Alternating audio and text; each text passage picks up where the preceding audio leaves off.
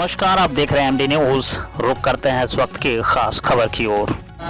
माता की आज म्याऊ में आयोजित इस ऑल इंडिया रिपोर्टर्स एसोसिएशन की बैठक में उपस्थित हमारे बहुत ही सम्मानित जिलाध्यक्ष श्री वेदपाल जी, राष्ट्रीय महासचिव आदरणीय श्री वेदभानु जी, हमारे भाई पी.के. शाही जी, आदरणीय राजीव दुबे, नरेंद्र जी, आवेश प्रताप जी और अन्य यहाँ पर बैठे हुए मेरे सभी आदरणीय सम्मानित पत्रकार बंधुओं, साथियों, विकास खंड के सभी समस्त अधिकारीगण, कर्मचारी, बड़ी हर्ष की बात है कि पत्रकार एसोसिएशन के इस कार्यक्रम में मुझे आने का सौभाग्य मिला।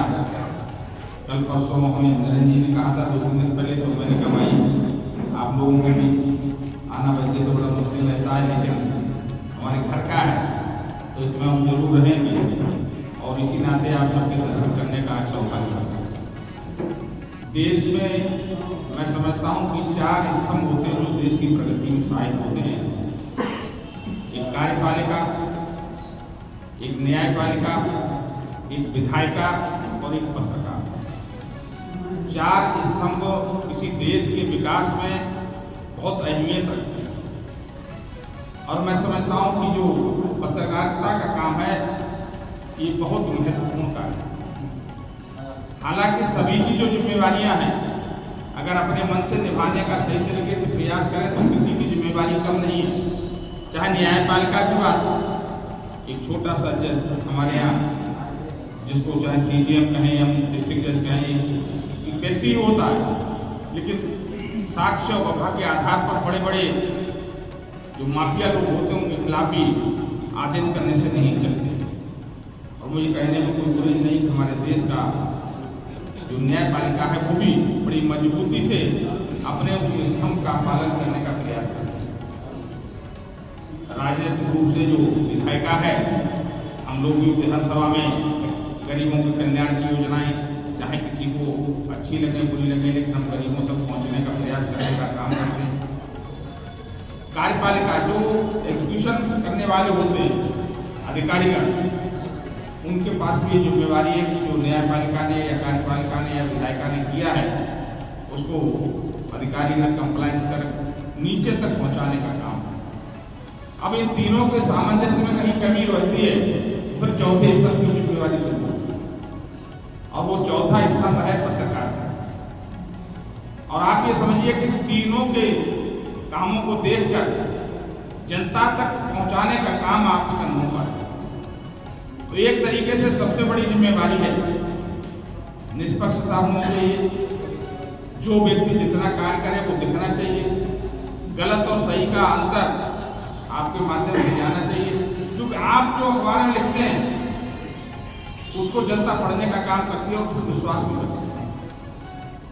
कहीं किसी के बारे में गलत नहीं हुई है तो फिर चाहे आप कितना भी सफाई दें, खंडन दें, लेकिन उसका जो मर्दन होना होता है मान मर्दन को हो जाता है।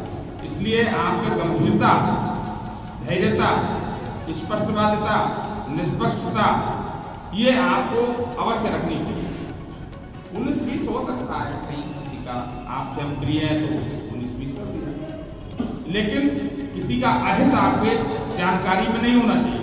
और मित्रों, चाहे वो राजनीतिक व्यक्ति हो, चाहे वो कार्यपालिका हो, न्यायपालिका हो, विधायिका हो, पत्रकारिता हो, कोई देखता हो न देखता हो, लेकिन ऊपर वाला जो ईश्वर है वो सब देखता है और उसके यहाँ इंसाफ होता है, वो कहीं किसी को बकसता नहीं हो।